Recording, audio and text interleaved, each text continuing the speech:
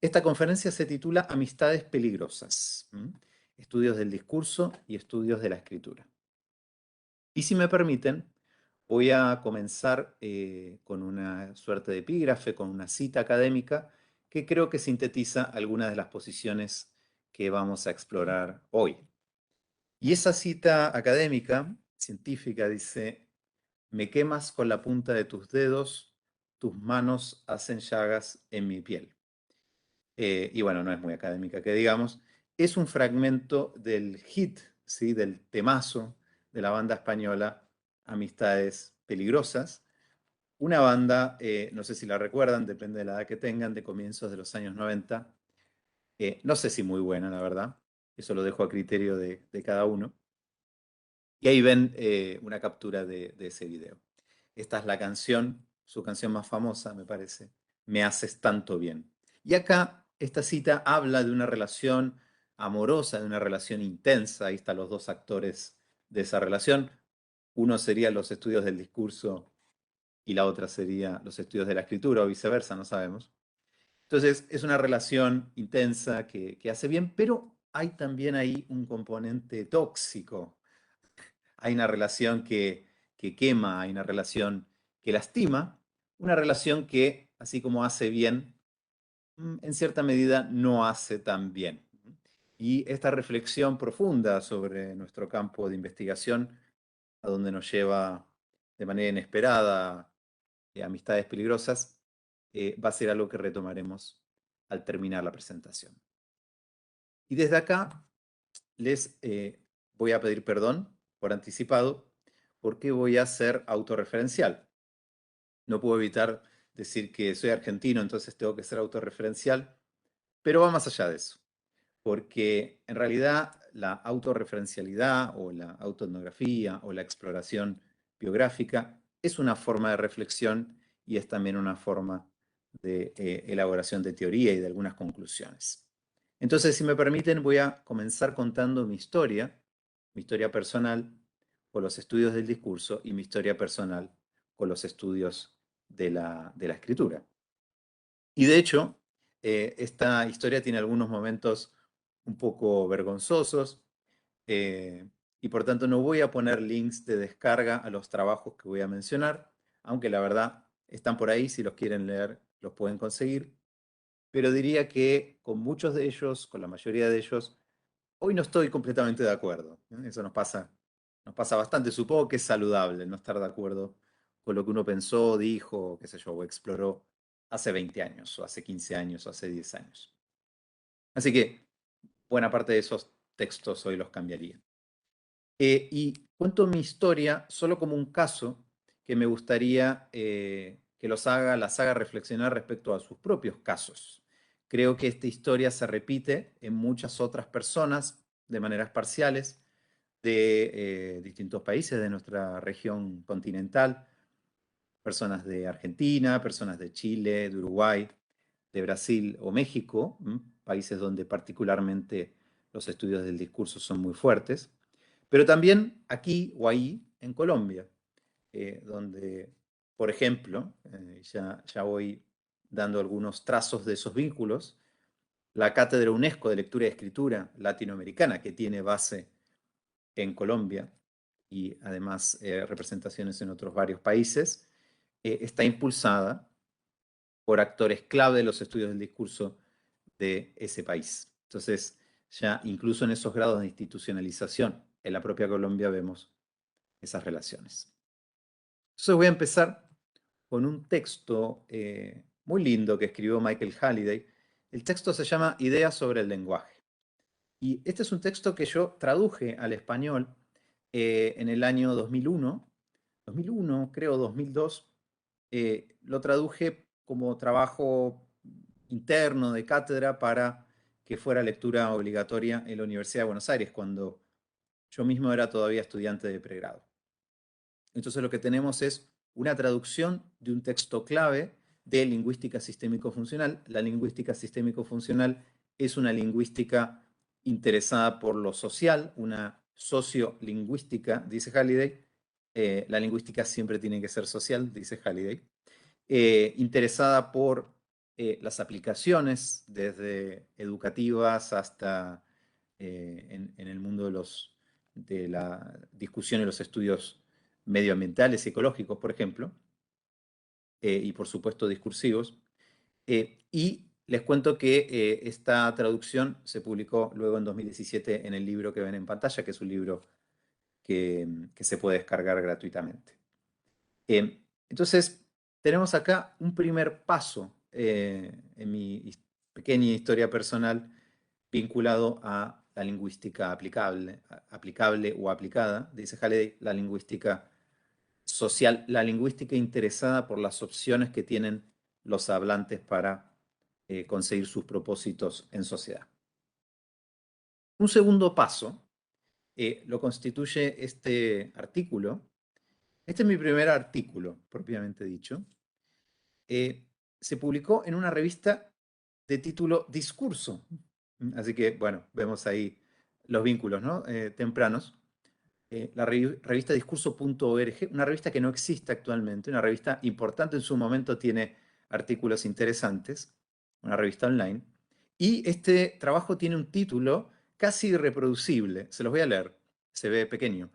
El título es Puerquito y sexy como nos gusta, entre comillas. La construcción textual de lo masculino en la revista Hombre.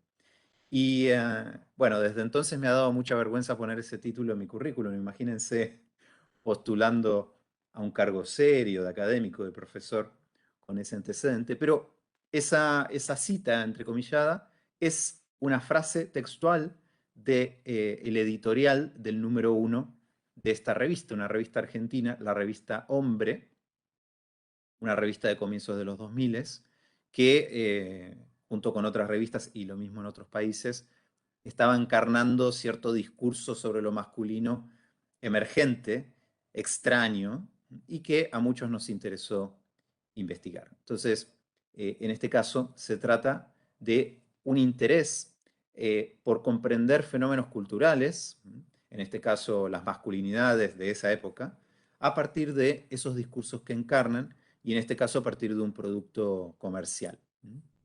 Y en particular en Argentina, entonces era una revista eh, local, ¿sí? Una revista importante, una editorial importante, pero local, no era la traducción de una revista internacional. Segundo paso, entonces. Más adelante, acá les muestro como ejemplo un trabajo que se publicó en 2011. Se publicó un poquito después, lo presenté en 2011. El trabajo se llama Discurso político y redes sociales. El uso de Twitter en la campaña presidencial argentina 2011. Y acá tenemos otro espacio de interés muy importante en Latinoamérica, muy importante en algunos países en particular, que es el análisis del discurso político. En mi caso yo investigué el discurso de Cristina Kirchner, el discurso de Mauricio Macri, el discurso de Alfonsín en Argentina y más recientemente el discurso de Sebastián Piñera en el estallido social en Chile.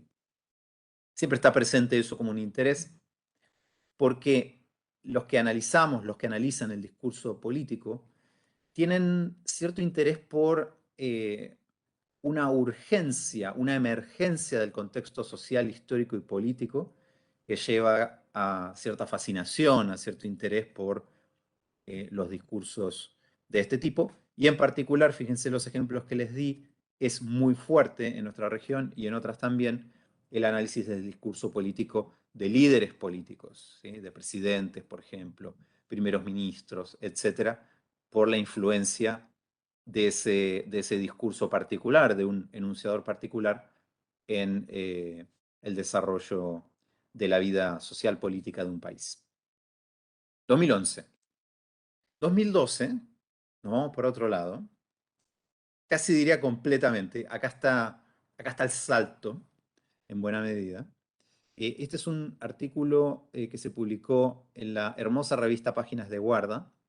El texto se llama Análisis histórico discursivo de la reseña académica de libros en la Argentina y es un trabajo derivado de mi tesis doctoral de análisis del discurso científico. Entonces hemos recorrido discurso político, hemos recorrido el discurso sobre la masculinidad y acá empezamos a acercarnos a una temática clásica, una temática central a los estudios de la escritura, el discurso científico, pero con algunas salvedades, ¿no? Una salvedad es que no es un estudio este y otros muchos que existen en esta línea de análisis histórico del discurso, no es un análisis del discurso actual, es un análisis de un discurso antiguo, en mi caso de comienzos del siglo XX, en otros casos siglo XIX, XVIII, XVII. Y de alguna manera, al ubicarse en un tiempo pretérito, ¿sí? También nos estamos ubicando en tradiciones filológicas, en tradiciones de historia intelectual, nos estamos ubicando todavía en ciertas tradiciones de larga data, muy asentadas, y quizás también de cierto prestigio.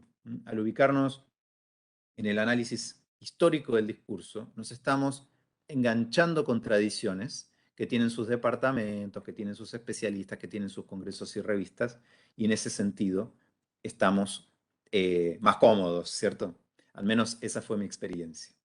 Ahora, acá no tenemos nada de didáctica, acá no tenemos nada de enseñanza y todavía falta un salto.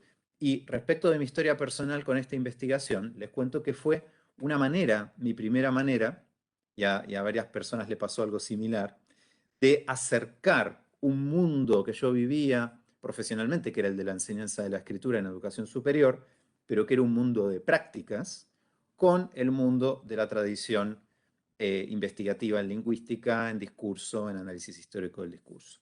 ¿Cómo empezar a cruzar eso gradualmente? Moviéndonos al discurso científico. Por otro lado, en esta investigación, me di cuenta que necesitaba saber qué hacían los usuarios con la escritura, qué hacían los usuarios con el discurso, qué pensaban, qué intenciones tenían, qué expectativas, ¿sí? Y, por tanto, en estas investigaciones empecé a integrar las perspectivas de los usuarios. Pero la verdad, no sabía cómo hacerlo. No sabía cómo hacerlo porque, como vieron en los trabajos anteriores, eran investigaciones de corte netamente discursivo, solamente trabajando con los textos producidos por los usuarios. Entonces, lo hacía de manera un poco sui generis. Levantaba testimonios, hacía entrevistas y de alguna manera usaba esos testimonios de estos escritores entrados en años que habían escrito las reseñas a lo largo del siglo XX como elementos que daban contexto, que encuadraban esos hallazgos centrales de tipo discursivo. Pasamos ahora a otra línea de investigación muy fructífera en Latinoamérica, que es ya no el análisis histórico del discurso, sino el análisis del discurso científico actual. Y no solo científico, sino también académico, haciendo esta distinción grosso modo entre la escritura en educación superior y eso sería académico y la escritura científica como escritura de los y las científicas y también la escritura profesional. En este caso se trata de un trabajo que publiqué en 2015 y que analiza un género discursivo de tipo profesional, el plan de negocios, en dos lenguas, en español y portugués. En este caso se trata de un género profesional, por tanto desligado del mundo académico y científico, pero que se enseña en las carreras de economía o de administración y por tanto tiene un vínculo con lo educativo y eso lo hacía particularmente interesante. En mi caso también investigué otros géneros, la reseña, actual, tesis, tesinas, monografías, pruebas. Y la lista de géneros discursivos académicos, científicos y profesionales, como saben, es enorme. Ahora, en este tipo de trabajos, en mi trabajo, en el trabajo de otras personas que hacen caracterizaciones similares de géneros discursivos académicos, científicos y profesionales, hay un aspecto, una especie de salto de fe que hoy en día, 2022, y desde los estudios de la escritura vemos con ojos críticos, que es decir, bueno, usted acá tiene la descripción del género, ahora vaya y enséñelo. ¿Sí? Y de alguna manera el salto de fe, casi diría el deus ex machina que entra por la ventana, que atraviesa el techo, es que no hay un vínculo sistemático entre mi investigación de este género y las preguntas que la enseñanza de la escritura necesita responder, sino que, por un lado, por un carril se hace la investigación discursiva o sociodiscursiva, y por otro carril se piensan las preguntas que un profe adelante de curso necesita. Y también sigue habiendo acá cierta jerarquía implícita. El estudio del discurso es el estudio serio, es el estudio jerarquizado, ¿sí? Es el estudio prestigioso, y luego los didactas, los practitioners, los profes de escritura, muchas veces precarizados, aprovechan esos insights, entre comillas, para armar su clase. Bueno, otra línea que también aparece en mi biografía y en la de muchos es la producción, ahora sí, y finalmente, de materiales específicamente didácticos, ¿sí? Manuales, investigaciones empíricas interesadas por lo pedagógico, desarrollos teóricos para la enseñanza y la reflexión sobre la escritura. En este caso, lo que están viendo es el manual de lectura, escritura y oralidad que publicamos en el año 2018 en la Universidad de Quilmes. Es un libro interesante porque yo fui el editor, pero los autores y autoras de los distintos capítulos son profesores de un programa de escritura, de una asignatura de escritura en una universidad argentina. Entonces, son ellos mismos como profes, algunos especialistas y otros no especialistas en otros temas, que se sumaron a este proyecto con agencia, con autoridad, y crearon sus propios materiales educativos de manera colaborativa. Este tipo de materiales, centrados en didáctica de la escritura, son materiales que muchas veces están orientados por una oportunidad o por una urgencia o por una necesidad de la práctica docente, por unos fondos que aparecen por una reforma curricular, por un curso que hay que potenciar. Los escritores muchas veces, como en este ejemplo que les daba, son practicantes, pero no necesariamente investigadores o no necesariamente investigadores de estos temas. Cuando digo esto siempre me acuerdo de una novela magnífica que se llama Desgracia, Disgrace, del premio Nobel Coetzee, el premio Nobel sudafricano, en donde el protagonista, entre otras muchas cosas, enseña escritura porque no le queda otra, pero en realidad lo que le interesa y lo que investiga es poesía romántica británica. Por otro lado, en esta caracterización en donde el producto que generamos, estos productos didácticos, muchas veces son emergentes de necesidades prácticas, de necesidades de aula, el vínculo con la investigación no siempre es claro. No siempre están basados en evidencias, no siempre están basados en investigaciones locales de lo que sucede en esos contextos. Eso es un elemento muchas veces pendiente en este tipo de materiales. Y por último, acá termino este recorrido, un texto que publicamos recientemente con Soledad Montes se llama Los desafíos de la escritura académica 2021. Y en este caso nos movemos a una investigación dura, entre comillas, empírica, sistemática, etcétera, con todas las de la ley, desde comité de ética, fondos externos, levantamiento sistemático de evidencias, pruebas de, por ejemplo, de consistencia entre analistas, etcétera, etcétera, que toma como objeto de interés cómo los sujetos y las comunidades se escriben. Entonces, acá, fíjense, en este recorrido, estamos finalmente colocando al centro qué le sucede a los y las escritoras. En este caso, nos preguntamos qué piensan, qué experiencias tienen, qué condiciones familiares, qué condiciones culturales, educativas, institucionales los orientan, los condicionan, los potencian. Entonces, en este recorrido, fíjense, hablamos de lingüística social y aplicada, hablamos de análisis de discursos sociales, análisis del discurso político, análisis histórico del discurso científico, análisis del discurso científico actual, junto con el académico y profesional.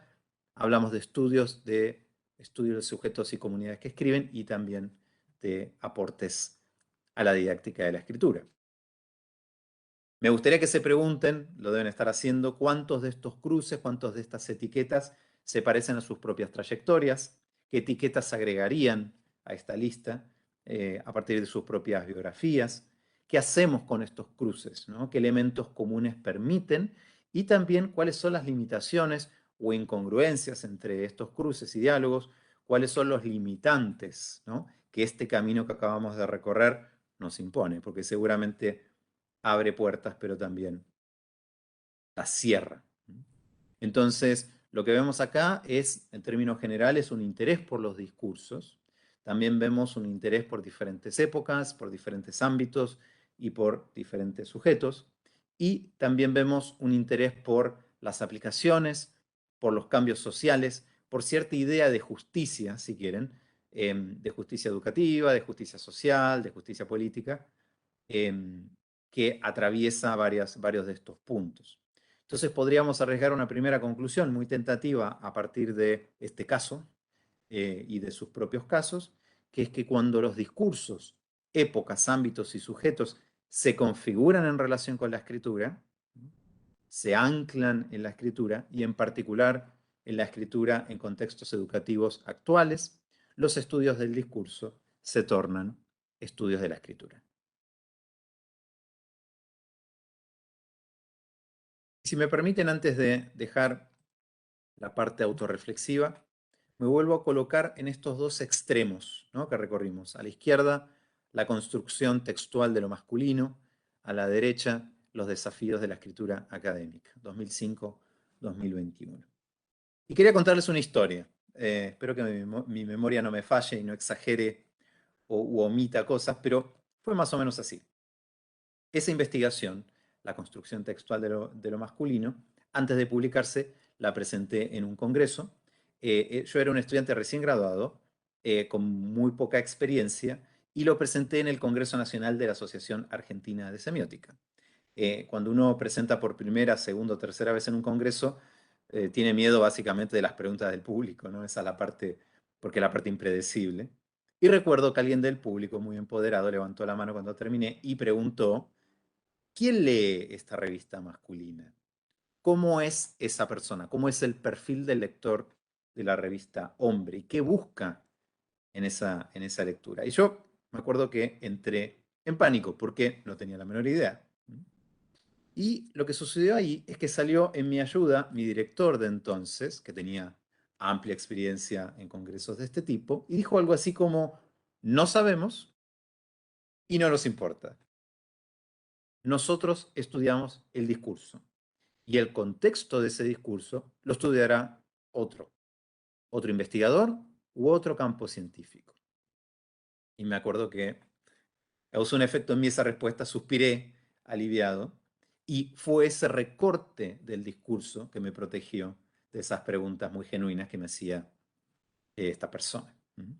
Y esa respuesta que les estoy compartiendo tiene varias implicancias epistemológicas y metodológicas, ¿no? Hay un foco en lo descriptivo, yo describo, no participo, no modifico ese discurso, no incido directamente en lo que las personas hacen.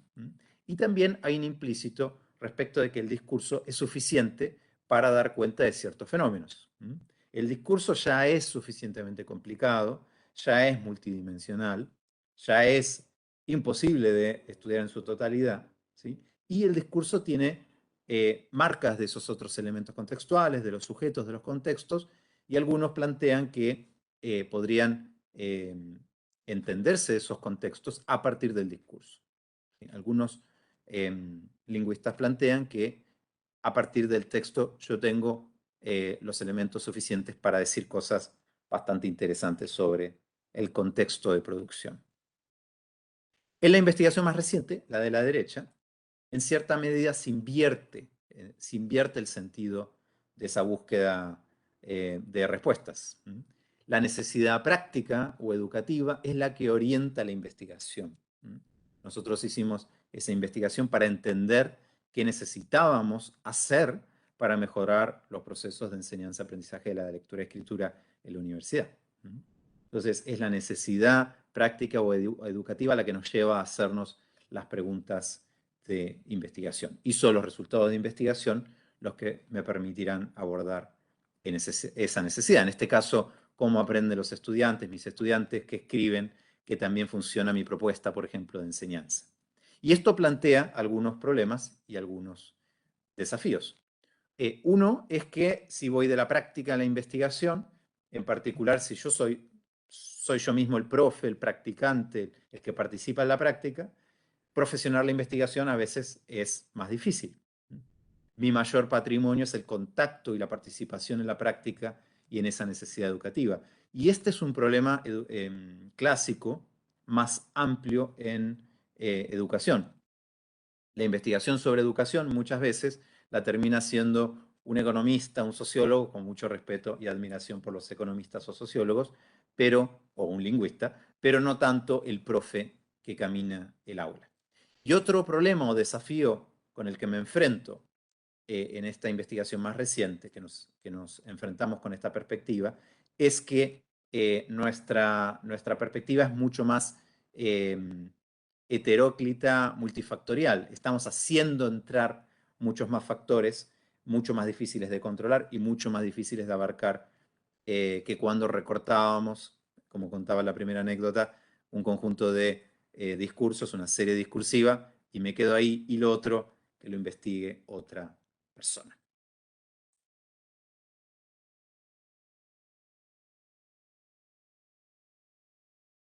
Bueno, espero que este primer recorrido, un poco personal, un poco no, un poco proyectable, un poco vinculable a sus propias experiencias, les haya gustado, pero ahora vamos a irnos a un recorrido un poco más general. Voy a compartir con ustedes algunos datos empíricos también que hemos levantado en los últimos años sobre este tema, de los cruces entre los estudios del discurso y los estudios de la escritura. Voy a revelar algo, un implícito que está operando hasta ahora, y es que no he dicho que son los estudios de la escritura, no he dicho que son los estudios del discurso. Y voy a evitar esa definición que podemos buscar en algunos textos, algunos que yo mismo he escrito, porque es bastante complicada. Y lo que estamos haciendo es un recorrido para tratar que algunas de las reflexiones que estamos compartiendo nos permitan perfilar un poco mejor cómo son esos espacios disciplinares. Entonces, voy a empezar ahora con un trabajo que hemos realizado con mi colega Valentina Faller, todavía está inédito, se va a publicar por The Wack Clearinghouse, y lo que hicimos ahí fue rastrear a... ahí paso. Vamos a centrarnos primero en cruces de personas, de actores del campo, ¿no? Actores activos del campo. Y lo que hicimos en este estudio con Valentina fue rastrear cuáles eran los y las autoras latinoamericanas más citadas en artículos sobre lectura y escritura en educación superior. Nótese también que enfatizo educación superior y, por otro lado, estoy poniendo el foco en Latinoamérica. Lo que ven ahí son nuestros resultados parciales. Lo que hicimos fue meternos en special issues, volúmenes monográficos sobre lectura y escritura publicados en diferentes países de Latinoamérica los últimos 20 años. Yo he publicado algunas cosas ya sobre esto, pueden recorrerlo, este trabajo está inédito. Y lo que hicimos fue cuantificar cuántas citas recibían esos y esas autoras en todos esos artículos, alrededor de un centenar de artículos publicados en diferentes países, eliminando las autocitas que a veces desvirtúan un poco el campo, ¿sí? Así que los números que ven ahí son cantidad de citas recibidas en este corpus. Y la verdad es que es impresionante, es increíble verificar que la mayoría, la inmensa mayoría de las y los autores que ven en ese gráfico parcial, tienen antecedentes en estudios del discurso o tienen antecedentes en lingüística. Parodi, Arnoux, yo mismo, Machado, Venegas, Moyano, Pereira, Kleiman, Motarrot, Natale, Zavala, Kalman, Marinkovic, Cubo de Severino, Marcuski, Soto, Stagnaro, Oteiza, Tapia Ladino, y siguen los nombres, son todos autores y autoras con antecedentes, formación de pregrado, publicaciones, investigaciones, formación de posgrado en lingüística y discurso. Entonces, este es un dato empírico impresionante que muestra la influencia de los actores de estudios del discurso en artículos que abordan temas de lectura y escritura de los últimos 20 años publicados en toda Latinoamérica. De hecho, es más fácil identificar autores que no son, en sentido estricto, de estudios del discurso y de lingüística. Carlino, Vázquez y quizás, no estoy seguro, eh, Molina, Violeta Molina, que es fonoaudióloga, pero que también ahí hay un vínculo con el lenguaje, claramente. Pero fíjense, un dato interesante que no puedo dejar de mencionar, la autora más citada por Rogo, la autora claramente más citada en los estudios de la escritura, Paula Carlino, no proviene de los estudios del discurso, no proviene de la lingüística. Y esto es interesante, ¿no? ¿Qué quiere decir eso? Quizás quiere decir que es Carlino quien propone con claridad que hay un campo de estudios propio, que se llama alfabetización académica, que merece tener ciertas configuraciones propias, particulares. Es ella la que, de alguna manera, independiza, ¿no? Apoya la independización de los estudios de la escritura de otros ámbitos y quizás al no ser lingüista o analista del discurso, le resultó más sencillo hacerlo. Ahí lo dejo como pregunta, como hipótesis en esta conversación de un día por la noche a través de Facebook. Además de personas, hay cruces muy significativos entre los estudios del discurso y los estudios de la escritura en los eventos científicos en los que nos encontramos. Voy acá a compartir con ustedes un ejemplo, es solo un ejemplo de los múltiples ejemplos que podríamos dar. Los congresos, los seminarios, los simposios de estudios del discurso incluyen desde hace muchos años componentes centrales vinculados al estudio de la lectura y la escritura.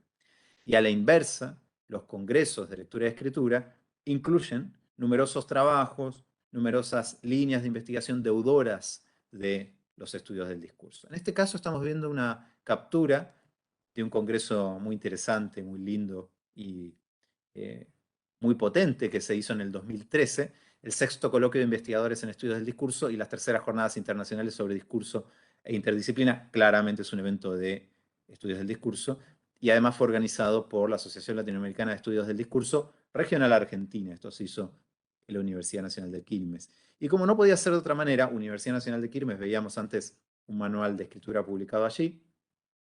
La mayoría de las universidades argentinas tienen cursos con mucha tradición de escritura y por tanto profes de escritura, investigadores de escritura, etc. Si nosotros vamos, acá hay una captura de las actividades de uno de los días del Congreso. Fíjense, comienza con una plenaria de Giovanni Parodi, que fue sobre géneros discursivos académicos. ¿Sí? A las 2 de la tarde hubo una mesa que fue histórica, después podemos conversar por qué, con Constanza Padilla, Paula Carlino, Ann Borsinger y Elvira Arnoux. Posteriormente, otro panel sobre investigaciones sobre discurso científico y académico, y cerró Estrella Montolío también hablando de discurso profesional, en su caso. Entonces vemos acá un vínculo, porque también hay otras mesas, ¿no? Memoria y discurso, por ejemplo, que es claramente una investigación de estudios del discurso latinoamericano, con Teresa Oteiza, Julia Zulo, etc. Vemos acá en una fotografía de un evento en donde nos encontramos cómo se cruza el interés por la didáctica, el interés por el discurso científico y académico y el interés por otros discursos propia de los estudios del discurso.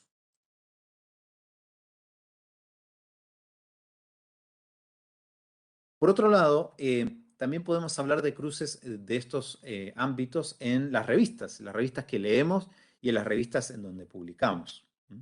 El proyecto de investigación ILES, que quizás conozcan y que lideró Charles Weiseman con investigadores de toda Latinoamérica, inicialmente con sus tesistas doctorales y visitantes postdoctorales en la Universidad de California, Santa Bárbara, llevó a cabo una encuesta a 118 académicos y académicas de 7 países entre 2012 y 2013, y en esa encuesta se preguntaba cuál cree usted que es la revista más apropiada para divulgar el trabajo del campo de la lectura y la escritura.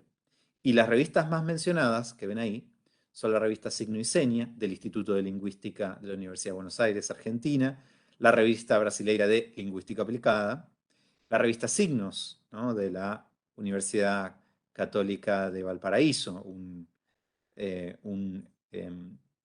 centro neurálgico de la formación de doctores en lingüística en Chile y en Latinoamérica, y la revista Lenguaje de la Universidad del Valle en Colombia, una universidad también importantísima en estudios del discurso y lingüística. Entonces, es interesante cómo vemos acá también que quienes publican o publicaban en 2012-2013 temas de lectura y escritura, aspiraban a publicar en revistas de discurso, ¿sí? Entonces, vemos cómo ese vínculo en nuestra región es un vínculo bien fluido y de mutuo crecimiento. Perdón, respecto de lo que les mostraba acá, nosotros publicamos con este equipo una investigación en 2016, que quizás conozcan, se llama Panorama Histórico y Contrastivo de los Estudios sobre Lectura y Escritura en Educación Superior publicados en América Latina, y en ese trabajo se da cuenta de qué encontramos en esas revistas y qué tipo de investigaciones se publicaban sobre lectura y escritura. Vamos ahora a pensar los cruces entre escritura y discurso a partir de las conceptualizaciones que podemos encontrar en la investigación latinoamericana sobre lectura y escritura. Esto que están viendo de fondo es un gráfico que se incluye en un artículo, un capítulo que disfruté mucho escribir con Cecilia Colombi. El capítulo se llama Alfabetización académica y estudios del discurso. Alfabetización académica y estudios del discurso. O sea, es un trabajo bastante parecido a lo que estamos conversando hoy, y que se incluye en un libro que sale este año, un libro importante de título The Routledge Handbook of Spanish Language Discourse Studies, un libro que a pesar de su título incluye trabajos en español, que fue editado por Carmen López Ferrero de la Pompeu Fabra, Isolda Carranza de Argentina y Teun van Dijk. Ese libro está ya en la web, pero todavía no se puede adquirir. Y ahí lo que hicimos fue nuevamente trabajar con volúmenes monográficos, special issues. En este caso también incluimos España para tener una perspectiva iberoamericana sobre la temática, haciendo un libro con ese alcance. Y encontramos, o proponemos al menos, que la investigación sobre lectura y escritura aborda la lectura y escritura a partir de 6 constructos que ven ahí, ¿no?, en cuadros blancos. Lectura y escritura como producto, como proceso, como aprendizaje, como práctica, como programa y como enseñanza. Y estos 6 constructos que, bueno, están explicados en detalle en ese artículo, se vinculan a ciertos intereses diferenciados. Un interés por los escritos, en el caso de los productos, y en cierta medida los procesos, un interés por los estudiantes, en el caso de los aprendizajes, un interés por las instituciones y sus prácticas y sus iniciativas educativas, y un interés por los docentes en el caso de la perspectiva de lectura y escritura como enseñanza. Y en este análisis que estoy mostrando velozmente, podemos ver que uno de esos constructos, por supuesto el constructo productos, es un constructo donde aparece la deuda, ¿no?, con los estudios del discurso. Es el constructo más deudor de esa tradición que veníamos explorando recién. Y estas 6 formas de conceptualizar la escritura también tienen relación con lo que hablábamos al principio, tienen relación con lo que muchos de nosotros hacemos, que es abordar la escritura de diferentes maneras en diferentes investigaciones. Y lo que hicimos fue cuantificar en un análisis bastante sencillo cómo era la distribución de ese también centenar, algo más de un centenar de artículos, 109 artículos, en esos diferentes focos o constructos, ¿sí? Entonces les quiero compartir acá una tabla con mucha información, pero me voy a centrar en algunas cosas. Estas son capturas de la prueba de Galera, por eso dice proof atrás, todavía no está disponible, pero lo comparto de manera inédita con ustedes. Y si se fijan en la primera columna, la cantidad de artículos que toman a la escritura o la lectura como producto son 18, 16,5%. Entonces vemos cómo ese constructo tiene un rol importante, pero no es el predominante. Por otro lado, ese porcentaje es mayor en los artículos publicados por autores de filiación argentina, brasilera y mexicana. Entonces, y esto tiene bastante sentido, tiene bastante, es bastante consistente con nuestras intuiciones respecto de en qué países la tradición de análisis del discurso es más fuerte. También Chile, ¿no? Aparece como cuarto país. Uno de los hallazgos de esta investigación es, por el contrario, que en la actualidad, y en particular en los últimos años, lo que predomina es abordar la lectura y escritura como práctica. Y esto me parece súper interesante porque estamos haciendo un recorrido histórico, ¿sí? Y en la autobiografía que hice al principio, también había un recorrido que iba desde los textos, dejando fuera los contextos de manera explícita, como en esa respuesta que les compartí, a un interés por los sujetos y sus contextos. Por otro lado, y ya nos queda poco, en ese artículo nosotros compartimos algunos ejemplos, ¿sí?, de cómo el discurso sigue siendo un aspecto relevante, incluso en las investigaciones que no priorizan el constructo producto o el constructo texto materializado. Aparece el discurso como como un elemento tributario de teorías de la lengua y del discurso, en metodologías, en análisis lingüísticos, en análisis discursivos.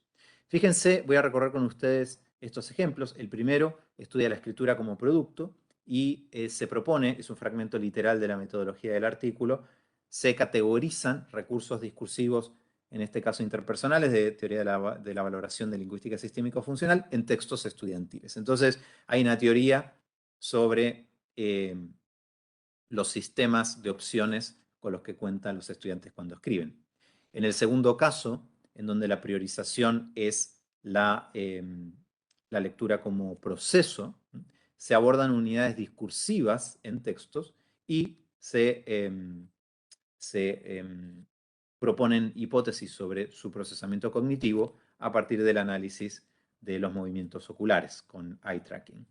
En el tercer caso, que se busca dar cuenta de aprendizajes, se aplican test pre y post intervención didáctica. Ese es un trabajo que viene desde la psicología educativa. Y esos tests son producciones textuales de los estudiantes en los que se mide, cito un fragmento de ahí, la calidad de los textos producidos, ¿no? Entonces, nuevamente, necesitamos herramientas de análisis del discurso para comprender la calidad de esos textos y poder, por tanto, hablar de los aprendizajes. En el trabajo que sigue, que está interesado por la lectura y la escritura como prácticas, se analizan unidades discursivas en un género clave para el proceso de enculturación disciplinar. Luego, el constructo programas, que tiene que ver con iniciativas educativas, centros y programas de escritura, etc. En este caso, esos programas e iniciativas de enseñanza de la escritura se evalúan mediante análisis temático de los registros escritos de diferentes actores educativos. Por otro lado, si queremos ver el impacto de la enseñanza, en el último ejemplo que estamos compartiendo, eso se puede reponer a partir del análisis nuevamente de la calidad de los textos que elaboran los estudiantes. Un texto de mayor calidad presupone mayor aprendizaje y presupone que el proceso de enseñanza fue más exitoso. Entonces vamos a recorrer algunas conclusiones de este recorrido. La escritura era hasta hace poco un objeto de investigación más bien huérfano, un objeto de investigación sin una disciplina madre propia, sin una disciplina específica propia. Sabemos muy bien, de hecho, que al comienzo, hace décadas, las investigaciones sobre escritura en educación superior citaban trabajos más bien tradicionales de otras disciplinas o citaban trabajos no directamente pertinentes. Y eso tenía que ver en parte porque no había trabajos, en particular en español, que nos dieran herramientas específicas para el estudio de la escritura o de la lectura de la escritura. En los años 90, en los años 2000, era muy común, 2000 avanzados los 2000, era muy común todavía citar trabajos, por ejemplo, cognitivos de Van Dyck, trabajos de fines de los 70, en un manual de escritura. Eso era un clásico. Trabajos que no estaban pensados para aportar una didáctica de la escritura. De la misma manera, es curioso en Latinoamérica que de los múltiples libros de Chuck Weiserman, un escritor, un investigador de gran influencia, uno de los más citados sigue siendo Shaping Written Knowledge, que es un trabajo de análisis de textos y además de textos históricos. No es una producción de este autor de tipo didáctica, ¿no? Y sin embargo se usa muchas veces para pensar temas de didáctica.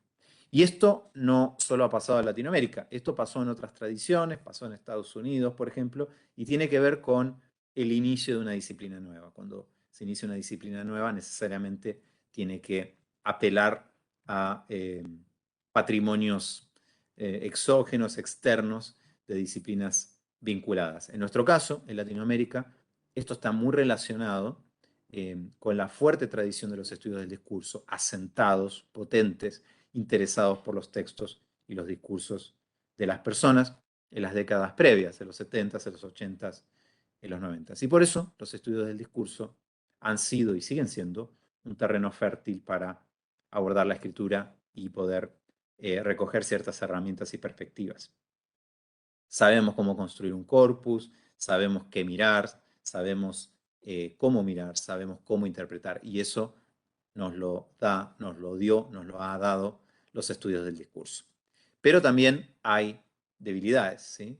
Porque la investigación de la lectura y la escritura en particular, requiere transformar, requiere hibridar, requiere ampliar esas teorías y metodologías con otras, porque es un objeto de estudio específico. Y para cerrar esta conversación, por lo menos lo que hace a mi parte, voy a mencionar algunas de esas transformaciones, algunos de esas especificidades de los estudios de la escritura. Ahí los tenemos. Entonces, por un lado, no buscamos la comprensión de discursos para luego que alguien haga una didáctica de los hallazgos, sino que más bien, si nos interesamos por investigar discursos, es porque tenemos preguntas vinculadas a su circulación o su utilidad o su incidencia educativa. Por otro lado, bueno, vinculado con lo anterior, la pertinencia social y educativa están al centro, igual o más incluso que la pertinencia científica. Cuando hablo de pertinencia científica me refiero al nicho, al aspecto no investigado, al género no investigado, al género en cierto lugar no investigado. Bueno, es una pertinencia puramente científica. Una evidencia y pertinencia social y educativa es una pertinencia que tiene que ver con el impacto social y educativo que esa investigación puede tener, más allá de que sea un nicho científico. Lo que algunos llaman el so what. ¿Sí? Por otro lado, hay una centralidad de los contextos y los sujetos. Esos contextos y sujetos no se obtienen de los discursos ni se usan solamente para encuadrar discursos, sino que están al centro, están en un lugar prioritario. Y por eso también necesariamente tenemos que integrar, tenemos que acumular métodos y metodologías no necesariamente discursivos de análisis, ¿sí? Junto con, por supuesto, también herramientas potentes de análisis del discurso. En ese sentido, también aparece la utilización de evidencias y herramientas de tipo cuantitativo. Y las evidencias y los procedimientos y las técnicas de tipo cuantitativas no son tan comunes en los estudios del discurso latinoamericanos, sí en otros lados, pero no tanto en nuestra región, con la excepción quizás de los trabajos de lingüística de corpus, y por tanto esas son herramientas un poco menos conocidas si solo nos nutrimos de los estudios del discurso. Y por último, aunque no quiero saturar esta lista porque debería seguir, también quiero mencionar que en los estudios de la escritura está al centro la discusión de dimensiones éticas para la investigación con sujetos y sus textos. Eso no quiere decir que los estudios de la escritura sean más éticos que otros estudios, sino que al trabajar con estudiantes, muchas veces estudiantes que están en una posición de asimetría de poder respecto del investigador o el profe, o son estudiantes vulnerados o vulnerables, ¿sí? O incluso pueden ser hasta menores de edad, y que además producen textos que no son textos públicos, no es como el discurso de un presidente, una presidenta, tenemos que cautelar una serie de elementos éticos importantes y también asociado a eso tenemos que dar cuenta de nuestra posicionalidad como investigadores, porque si nosotros que investigamos a esos estudiantes somos los profesores de esos estudiantes, entonces tenemos que tener mucho cuidado porque podemos estar influyendo, generando un sesgo en esa investigación porque son nuestros estudiantes, quieren aprobar, nos respetan o nos odian o nos temen, no sé, pero y también queremos que nuestras iniciativas tengan éxito y los aprendizajes sean potentes y por tanto muchas veces hay un compromiso, ¿no? Hay un compromiso que hay que cuidar, ¿m? Y que hay que ver que no interfiera en nuestras conclusiones. Para concluir, si me permiten, un poco esta parte un poco más juguetona, nos volvemos a el título de esta charla, Amistades Peligrosas, y voy a retomar esta banda española que hoy nos ha inspirado, y su otro hit, posiblemente este sea su otro hit, de título sugerente, Me quedaré solo. Ahí está una captura del video, eh, en fin, polémico el video, y en una parte esa canción y ese video afirma, sabes bien, tal vez no pueda cambiar, no vaya a cambiar. Quizás entonces podamos decir que los estudios de la escritura, quizás podamos decir con la banda Amistades Peligrosas, los estudios de la escritura en nuestro continente, pero también en otros continentes, son un campo científico relativamente joven, pero ya no huérfano, ya con sus propias tradiciones y acuerdos respecto de qué hace y cómo lo hace, y por eso definitivamente distinto, definitivamente transformador de esa gran influencia y positiva influencia de los estudios del discurso. Antes de terminar, quiero agradecer especialmente a la Universidad del Tolima por esta investigación, esta invitación y este espacio para compartir. Quiero agradecer especialmente a Oscar Londoño por la invitación en este ciclo que me parece notable entre voces. Y quiero agradecerles a todos y todas ustedes que están por ahí escuchando en redes sociales. Muchas gracias y pasamos a comentarios, preguntas y discusiones.